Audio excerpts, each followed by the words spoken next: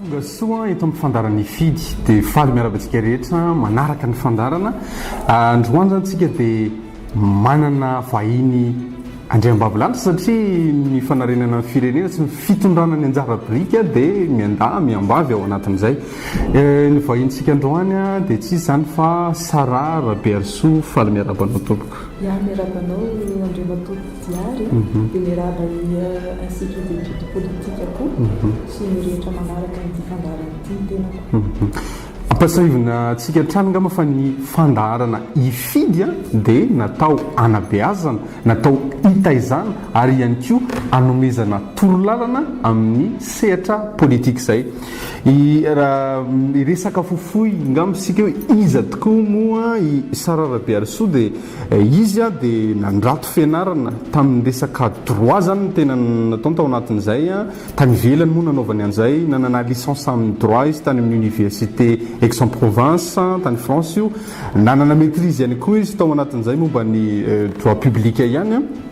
Fa anisan'ny nanamarika azy dia nanana diplôme na 3e cycle momba ny resaka sciences des organisations option administration fiscale tao amin'ny université any Paris Dauphine izy tao anatin'izay. Maro no sehatra misy azy fa anisany ahafantarana azy koa zany ao flou national ny atoko paika lamina ho an'ny daolobe izy izay no atoko misy azy amin'izao fotoan'izao. Afaka miresaka fofoy hoe aiza ho aiza ve ianao amin'izao zany madame Saraha amin'izao toetra raha misy eto amin'ny firenena izao, inona no mety hoe fandraisana anjaranao somary tsy dia enoeno loatra na dia hita ihany fa ny kevitra madinidinika eny tsefatsefany eny. Inona ny fandraisana anjarako taorinan'ny filatsahako filoham-pirenena reny tamin'ny lokon'ny antoko maitso sy ny felako tamin'ny antoko maitso dia nanorina ny atao hoe antoko parti libéral démocrate dia hoe paika silama ho an'ny daolobe, zany hoe mitoetra tanteraka ao anatin'ny fanaovana politika aloha. Za mieritreritra fa mila matianina ny fanaovana politika ary mila mivelatra hatrany amin'ny sosikevitra hoentina ny vokatry ny olana eran-tany izay memafy ary vokatry ny ataoko hoe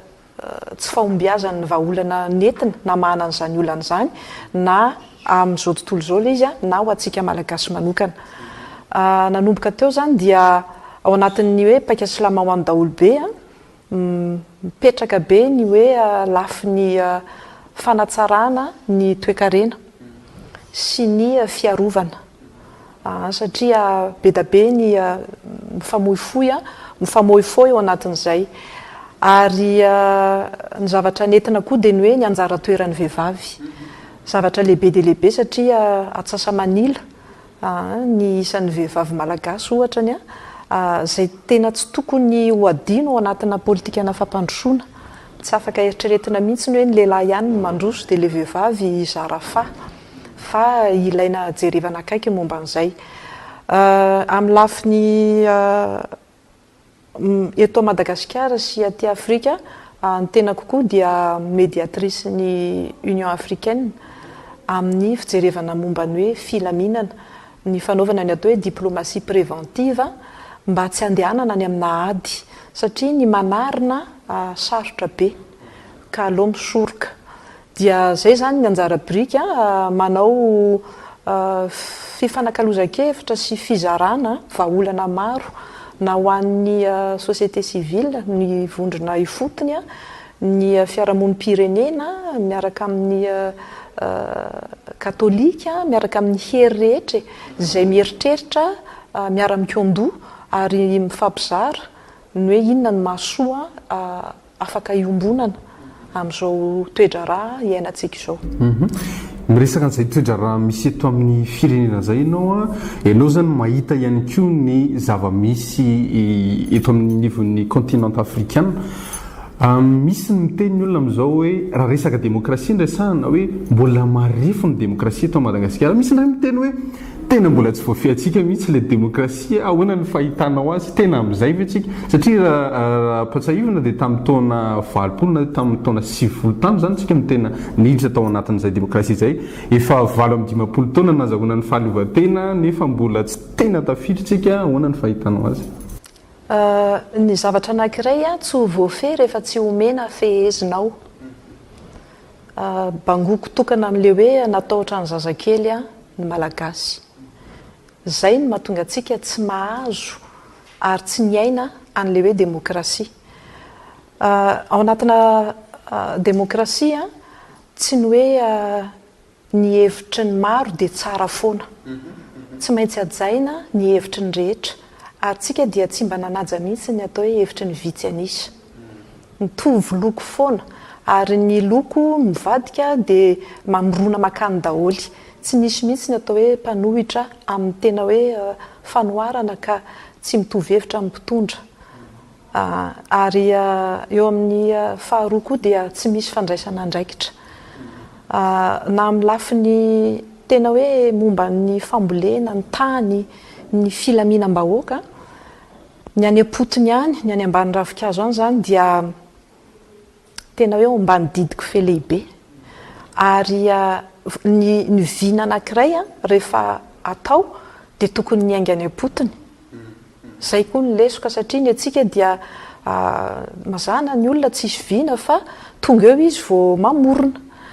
dia le feon'le fanantenana sy le etaetan'ny any ampotony ohatrany hoe zay voavaly dia voavaly zay tsy voavaly dia fa namany ataony manaraka eo anatrehan'izay zany rehefa tonga ny fanapahan-kevitra dia misy ataoko hoe fampiasa-kery satria hevitra tsy avy amin'ny maro dia tsy maintsy mampiasa vola dia lasa voahodikodina zany hoe na zany tsika mampiseho endrika hoe tena mirahina tokoa nefa ny tsy marina izay na isika satria manilikiliky isika na isika tsy naka-hevitra mihitsiny fa ny hevitry ny banky vahiny sy ny mpandrara vahiny no ataontsika hevitra satria noho ny tsy fananantsika n'izay fiomanana zay sy le hevitra dia lasa mirona amin'izay ankehitriny tsika ohatrany hoe misy tokoa manana fahavononana sy hevitra fa mahatalanjona hoe anivelany no avoaka ny hevitra voaentiny atao amin'ny malagasy ohatra mahatalanjona hoe le fandraisan'ny daolobe anjara rehefa voafaritra dia meloa hoe raha tena hiasa momba nyity sehatra ity tsika dia ireto le olona hiara-esana zany hoe ny demokrasia amiko dia tena tokony hoe fanomezana ny atao hoe opportunité zay no anjaran'ny fitondrana ho an'ny rehetra dia tokony hoe mivelatra ao anatin'izay fa tsy hoe ny namana no mahazo tombony na zay mitovy loko amin'ny tena na zay mitovy foko sy fivavahana amin'ny tena zay zany le tsy napety rehetra eo amin'le hoe ny opportunité no mena dia tsotra tsy mbola nahita mihitsy ny malagasy hoe ny aina any ivelany dia tsy tafita fa maninona zany ny malagasy rehefa miasa any amina tany ivelany dia tafita satria any ivelany omena zay fahalalahana zay omena le sehatra mpiasa birao ianao dia omena anao ny sehatra mpiasa tany ianao omena anao ny sehatra mpikaroka ianao omena anao ny sehatra any le olana ary na ao anatin'ny fokon'olona ara dia tokony isy ary any mihitsy ny tokony hanomezana ny sehatra voalohany ho anareo ao anatin'ny atoko PLD inona no mba heverinareo hoe vinana manana vina velonareo satria tena marina be le resanina teo hoe matetika tsika mantsy zao anao fifidianana tsoatsy dia matetika tsy mijery an'le lafiny le programma le vina mihitsy fa le olona foana matetika hoe ianany dia ino foana no safidiana ao anatin'izay nareo ve manahoana nareo ao anatin'izay misy ve ny vina apetraka nareo ao anatin'ity akaiky fifidiananareo araka nataoko tao ny fanaovana politika mila matianina ary tany amin'ny maintso zay dia efa nanana ny atao hoe vina anisany tamin'ny 3 candidat ngamba ny anaky 5 no nanana vina ary nanaja ny lalàna rehetra anisan'izany ny filazana ny fananana fanambaram-pananana resahana iny amin'ny manaraka ny momba ny hoe vinana IPLD ankehitriny dia niahako dia olazaiko rehefa nitapahanay tao anatin'ny kongresy tamin'ny 2020 ny volana marsa fa ny afahany tsirairay miatrika ny andavanandrom-piainany ampahamendrehana zay tsy mampitovy saranga tsy hiady hoe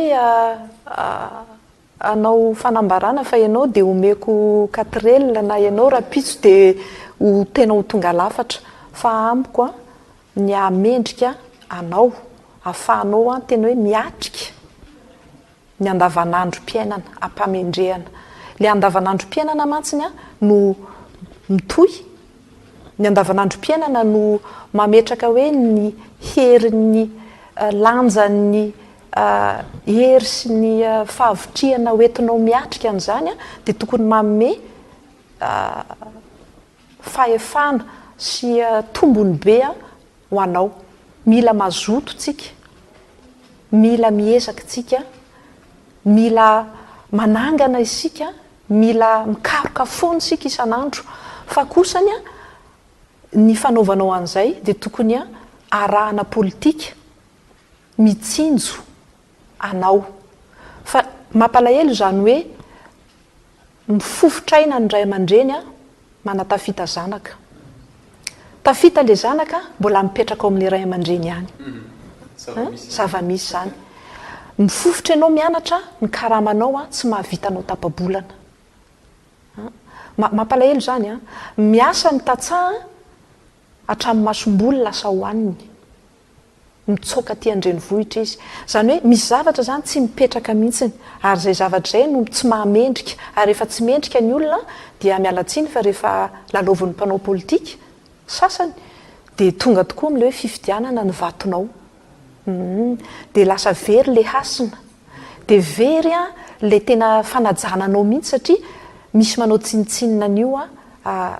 herijika hoentinao isan'andro san'andro miatrika ny ady-piainana ao anatin'izany ny tokony hanananao fahasalamana tsy manana fahasalamana ianao rehefa tsy ampy ny sakafo misy zavatra zany tena amin'izao tsika hoe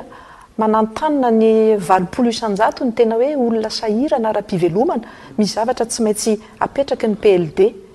dingana mafy be hitsinjovana an'ireo izay tena sahirana ao anatin'izany ny fomba fanaovana famoronana asa mendrika mifototra amin'ny ananatsika ary ao anatin'izay zany dia tsy maintsy misy zavatra arovana eto amin'ny firenena tsy maintsy misy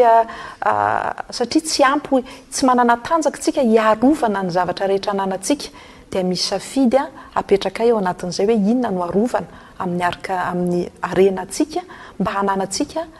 tombondahany tsy ankinana tsy angatahana lava amin'ny any ivelany fa eo andaniny dia mametraka hoe ny fiarovam-pirenena tsy afaka mampandroso raha tsy misy filaminana zay aloha zany tena fondamental nga ataontsika hoe hevitra fototra anankiray lehibe tsy maintsy misy filaminana vao afaka mampandroso na samy malagasy tsisy afaka andeha amboly raha rapitso izy fantatra fa voaroroy tsisy vahiny ho avy ifanometanana hiasa eto raha ohatra n'izy ka matahotra tsisy malagasy nianatra ody eto raha ohatra n'izy ka tsy ao anaty filaminana satria ilaina le filaminana dikan'izay misy zavatra tsy maintsy arovana ary tsy maintsy diovina misy fahamarinana tsy maintsy ajoro misy fahasahiana politika ao anatin'izay ny faharoa dia hoe mametraka ny asa dia apetraka foana hoe ho anay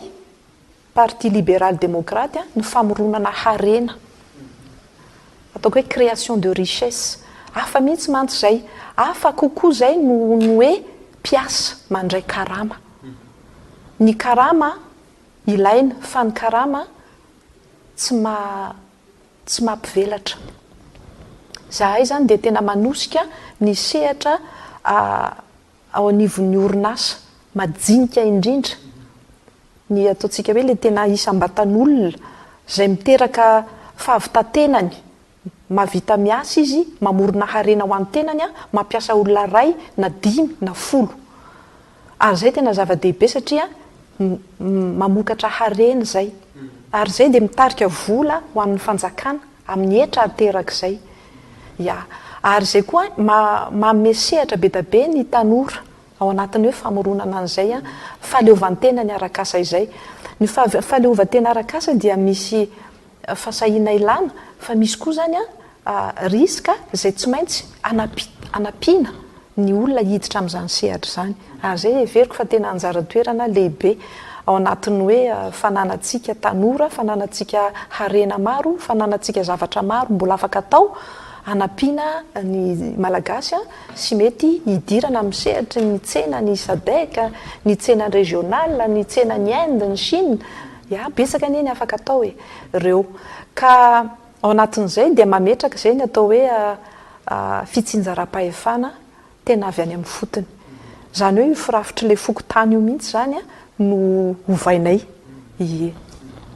tsisy tombony manokana ho an'ny vehivavy eo anatin'ilay satria ny folohan'ny vehivavy tsisy fitsonjovana manokana ny vehivavy eo anatin'izay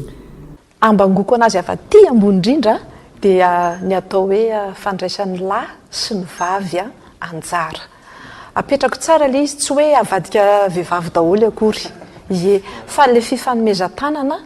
ny lahy sy ny vavy zay tena tsy ampy mihitsy tsy ampy mihitsiny kanefany rehefa tsy tafiditra eo anatin'ny sehatra famokarana fampandrosoana ny vehivavy dia namany tsy afaka androso izy rehefa tsy tafiditra anatin'ny sehatra ny fifanarahana ny vehivavy dia tsisy fifanarahana sahaza azy azo atenaina amin'izany fifanarahana zany ary ny vehivavy malagasy dia ataoko hoe olombelona feno mihitsy inge ohatran'ny lehilahy rehetra mialatsiny amin'ny teny fa rehefa zahay vehivavy no miroso amina sehatra dia jerevana mihitsiny ohatrany hoe dia tsy maintsy manampahaizana tsy maintsy kely sisa dia tokony ho anjely fa ny lehilahy mba mametra-panontaniana ve tsika hoe lehilahy tokoa no mitondra hatramin'izay ohatr'izao ihany le firenena be da be ny lehilahy eran-tany mitondra an'izao tontolo zao ohatran'io le zao tontolo zao ka mila ihany tsika mba mametraka an'izay anjara-toeran'ny vehivavy ary ny tenako aloha dia tia tsy fampanantenana pokaty fa efa ao anatiny hitako mihitsy ny hoe aiza daholo ny vehivavy mpisehatra na amin'ny toe-karena na amin'ny politika na amin'ny fiarahamonina na amin'ny sehatra maro ary hery be zay afaka atambatra hitondrana ny anjara-biriky ny tena hoe ametrahana le momba ny vehivavy sy ny ankizy sy le zavatra ilainy le vehivavy zay mazana nge tsy hoe latsaka noho ny filan'ny lehilahy na mihoatra fa maha olombelona roa samihafa atsika tokoa dia ilaina izay fijerinay zay ilaina zay ahafahana miara-mandroso fa raha ny ilany ihany ny mandroso tsy androso mihitsy le firenena dia zay zany hita anatin'ny hoe fitantanana ny fanjakana ny firenena any anatin'ny sehatry ny toe-karena ny fanomezana vahana an'izany any anatin'ny sehatry ny fiarovana satria manana anjara mihitsy ny vehivavy ao anatin'izany any anatin'ny sehatry ny serasera any anatin'ny sehatry ny fijerevana ny mpiaramonina amin'ny lafi-piainana rehetra mihitsiny dia tokony ho maro ary ataoko hoe hifandanja mihitsiny ny fanomezan-tanana fa tsy hoe lehilahy foana ny lohany dia ny vehivavy sekretera na ny vehivavy no atao mpitambola fa ny vehivavy dia tokony manapaka misy fanapahan-kevitra mihitsy tokony homena azy ary zay toeran'izay dia tokony ampitomboana mba hahafahana manapaka an'le hevitra mahasoa ny rehetra dia tato amin'ny tantara tokoa fa ary misy efa betsaka ny atao hoe candidaty tamin'ny filoham-pirenena sotr'izany fa mbola hita hoe mbola tsy naresy lahatra ny olona loatra fa mitingama vao mety hijery fomba fijery hafa ny malagasy hoe alao mba hametraka vehivavy ao anatin'izay ianao ve anisan'ny olona manaiky hoe ilaina ny fifidianana amin'izao fotoana izao sa hoe tsy mbola fotoanan'ny fifidianana izao ny fomba fisainana mahomby indrindra rehefa tapitra ny fifidianana anankiray dia efa tokony miomana tsika ary tokony mahafantatra hoe roviana indray ny fifidianana manaraka satria azadino mihitsy fa ny fifidianana ane fampindramam-pahefany fa tsy hoe nomena anazy dia zay tiany atao no atao ary tsy hoe nomena anazy dia homena anazy mandrakizay ataoko hoe antitra ohatran'ny rova eo izy dia eo foana tsy zay ny atao hoe fitantanana firenena. Zay zavatra zany dia tokony volena ary amafisina. Ary ny sasany ary ny anaty lalam-pandrenany dia mipetraka mihitsy hoe isaky ny fahazaony volana afaka 5 taona na 7 taona dia fifidianana. Mazava zany. Fa amiko dia tena zava-dehibe satria tsisy fahefana tokony raisidraisina amin'izao. Ny fahefana dia tokony hifampiarana, hifanekena, ary zay ny antony ilanany hoe viana. Satria tsy hoe rehefa tonga eo izy dia zay tiany atao.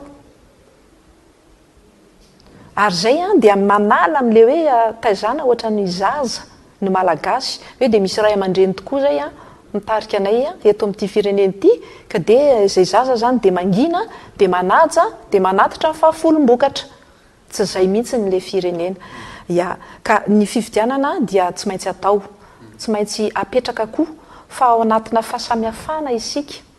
Izay tena arena ho ana firenena anankiray miteny ataoko hoe teny anankiray afaka na misy karazana zanateny hafa raha mba mifankahazo tsika. Zava-dehibe zany. Fa misy firenena ny manana fiteny roanjato tsy mifankahazo mihitsy firenena ray ka itsika zany manana tombony ohatr'izay dia tokony apetraka mihitsy ny hoe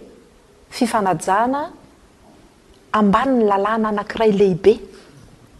Ary izay ny mahatsara ny hoe misy ny atao hoe lalàm-panorenana zany hoe io fototra ray lehibe ka na inona hevitrao na inona fahalemenao na inona tsy azonao na azonao dia ny lalàna tokony anankiray ihany mibaiko ny mpitondra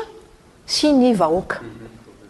Ka rehefa ny lalàna zany nekentsika nangalantsika fahefana nanomezantsika fahefana olona no mametraka fa ilaina ny fifidianana dia amiko ilaina le fifidianana. Fa zao ny lalàna dia tokony hoentina amin'ny fitoniana, amin'ny fametrahana ny atao hoe fitoniana. Zay indray dia miankina amin'ny tena hoe maha-olom-pirenena ny mpitantana anankiray. Amin'ny maha-olom-pirenena atsika tsirairay avy. Io lalàna io mantsy hitantsika tsara fa betsaka amin'ny mpamadibadika an'izy io. Marina tokoa tsika fa manana ny haute cour constitutionnelle ohatra raha momba ny lalam-pandrenana. Fa misy ataontsika hoe le tena esprit zany hoe ny antony lehibe dia izay zavatra izay no tokony hifampitaizana. Ny lalàna tsy tokony handrangitana ady tsy tokony amitehana fiarahamonina fa tokony amezana fahafahana ny tsirairay hitombo ampamendrehana. Ary zay no antom-pisian'ny lalàna, zay ny lalàna ny tsara. Fa raha lalàna natao anagejageja fatantany na avadika le lalàna ho tombotsoa vakiana amin'ny maso mivilana fa tsy araka n'le esprit de la loi dia amin'izay fotoan'izay mikorotana le fiarahamonina. Ka zany rehetrarehetra zany no antony farany teo ohatrany dia nanao sosokevitra ny tenako no hoe aoka kosa le filoha mita amin'ny mandany. Za tsy SVM ary anisany antoko tena hoe soratra anarana ho mpanohitra ny PLD hatramin'ny fironany eo anivon'ny ministera ny intérieur. Fa misy fempotoana ny fiasan'io filoha io. Rehefa tsy misy fotoana marina tokoa hoe ohatrany nandà ny nanitsakitsaka mihitsy ny fampiarana ny lalam-pandrenana ny fitondrana teto dia anisan'ny tena hoe tsy mety zao ary tena mangataka ny fialany. Tamin'ireny fandalovany solotena ny Nations Unies ireny tamin'izay. Fa nametraka moa ny HCC satria izy ny tompo-teny farany ary izy natao hoe manana ny atao hoe interprétation authentique ny lalam-pandrenana zany hoe tsisy afaka niza hiteny hoe zao ny dikan'io amiko dia ny HCC ny farateny dia manaja an'izay koa zany. Zay nataoko hoe misy ao anatin'ny fanaovana politika dia misy ny hevitra zaraina ampediana tsy tovizana fa misy ny zavatra tsy maintsy ajaina. Anisany koa nametraka hoe tsy mety kosany le gouvernemanta ohatra satria le premier ministre ihany no ministre ny aty-tany nefa tsika hiatrika fifidianana salasala be zany ho anay kandidaty dia anisany nangataka mihitsy ny ahako ny ovan'ilay gouvernemanta tanteraka izy io. Anisany nanome sosokevitra hoe isian'ny filaminana hafa ny tokony satria efa miditra anaty akoro anie zany hafa ny tokony hametrahana ny atao hoe consensus fa tsy io zany hoe misy hevitra any a mety tsy nalaina daholy fa tiako tenena hoe ny hevitra de zaraina ary zaraina mba ahasoa ya zany rehetrarehetra zany za zany de tsy manaiky mihitsy ny atao hoe fidinana an-dalambe tsy mazava amiko a le changement ohatra tsy midika mihitsy ny hoe opposition le fitakiana ary hita teoriana le izy hoe mialatsiny fa nitaky izy de rehefa azo nitakiny de vita le tolona fa ny maty foana ka tsy mety zany ya rehefa tena vonina ny anova de atao mazava ny famitahana vahoaka ohatran'izay zany tsy de mety mihitsiny ary zay mahatonga anay tsy hoe tsy mitolona tokoa ary mame hevitra foana ary anisan'ny tena mavitrika mihitsy zahay ao anatin'izany fa misy zavatra kosany fomba fanao zay tokony alana satria tsy ao anatin'ny zany zavatra fa impiry moa tsika ny tsy efa nitolona fa rehefa vita le tolona tsy le tolona ny ratsy matoa mitolona misy antony ya fa le fananganana n'le zavatra tiana apetraka tsy atao hatramin'ny farany na le olona vonina nangana an'le izy na ilika zay foana ny olona na tamin'ny 72 reny 91 reny de mba makalesona zany tokony makalesontsika ao anatin'izay koa zany misy fanatsarana ny tsy ilaina makeny amin'ny arabe misy fanatsarana zay tena eo anivon'ny sehatry ny mpanao politika mihitsy no ary eo anatin'ny rafi-pitantanam-panjakana mihitsy no mila fanavozana fa ny vahoaka tokony taizana makany amin'ny hoe fanajana ny lalàna ary fitakiana koa an'izay fanajana ny lalàna zay lavo zay fanazavan'izay fa inoko fa nitondra zavatra ho atsika tao anatin'izay inona no ataontsika hoe teny farany fofoe amarana atsika n'izao fandaran'izao madame Saraha Rabearisoa za dia makahery atsika rehetra foana ary miantso ny amin'ny atao hoe fifampitaizana fifampianona ary fizarana zay hevitra mahasoa zay PLD dia miaino ny rehetra ary ny tenako moa médiatrice ny Union africaine tsy hoe natolotry ny firenena malagasy atao anatin'izany fa voasivana misy zany toetra misy fahavononana misy finiavana ndray andraikitra zay apetrako ny tenako manokana zay hoentin'ny antoko ary ao anivon'izay dia ietsoko ny rehetra ifanometanana ao anatin'izay indrindra fa isika vehivavy indrindra fa isika tanora nareo tanora mba isinny atao hoe fiarahana mampandroso fa raha ohatra ny ka ho avy ny fifidianana ka ho vitsy ny mpifidy de tena ho sarotra nizaniza ho lany eo ny hitondra ny atao hoe fampandrosoana raha ataontsika hoe roa tapitrisa zany no hifidy ny candidat lany amin'le 6 tapitrisa ohatra satria raha 4 tapitrisa de zaray roa zay an'le finaliste anankiroa sarotra be nge mitondra fampandrosoana raha roa tapitrisa zany ho ana vahoaka 420 tapitrisa dikan'izay tsika rehetra mihitsy ny tena mila mba misokatra ny sofina manadiady ny fampizara ary isorana be dabe ny IEP ny fisiny zao satria ity dia mandeha amin'ny internet rehetra dia misy ny Facebook ifandraisana aminay zahay dia mipetraka tsara eto Madagasikara miaina tsara eto Antananarivo afaka hita foana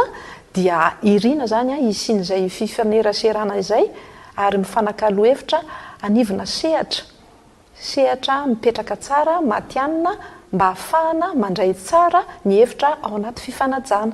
dia misaotra anareo naharitra hatramin'ny farany manantena eo aminareo tsy ho ela magasitraka be dehibe ny madame Saraha Rabearisoa nitondra an'izay atao hoe fanazavana tondra viana ihany koa ho an'ny fiarahamonina malagasy zay ampatsahivina antsika manaraka ny fandarana fa ny ifidy dia anomezana fanabeazana anomezana fitaizana ihany koa ary torolalana indrindrandrindra amin'ny resaka sehatra politika izay no amaranantsika ny fandarana androany dia manantena antsika amin'ny fotoana manaraka indray misaotra tompoko